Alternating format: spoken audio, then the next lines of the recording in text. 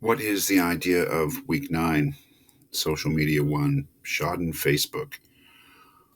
I suppose on the surface, or in one way, week 9 is really just about the effects of the use of social media on people's happiness and the way that they think about their lives.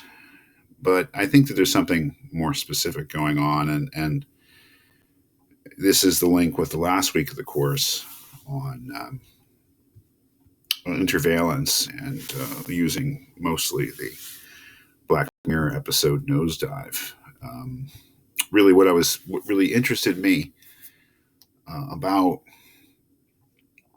the Shodden Facebook story of the woman who had this very ambivalent experience with using Facebook was the way in which posting on social media, or the way in which constantly presenting yourself and your life has a certain censoring or censorious effect on the way that we behave or the way that we speak. This need to present oneself in a certain way. Uh, it is an interesting phenomenon. It's certainly not something completely new.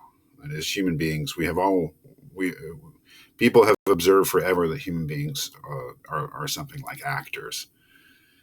That we have persona or a front that we put up with regard to other people in different situations, maybe different fronts, and looking for the genuine person behind the front is a great question, even with ourselves.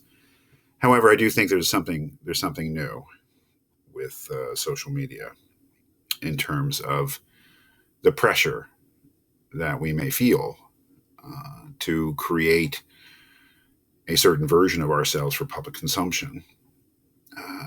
Some may call it a fake version of ourselves, some may not. So, obviously, the scholarly thing here, the impact of Facebook on social comparison and happiness, is really about the way that sharing your life and peeking into the lives of others may affect your happiness level.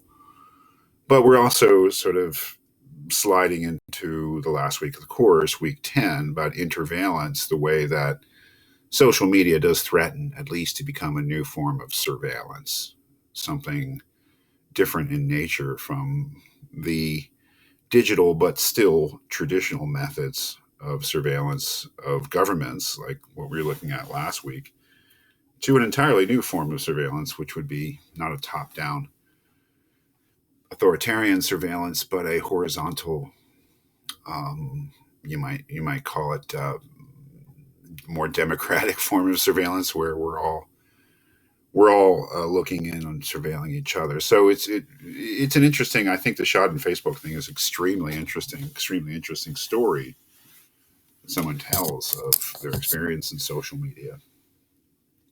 But it also is a transition to this new idea of a new form of surveillance, perhaps enabled by social media.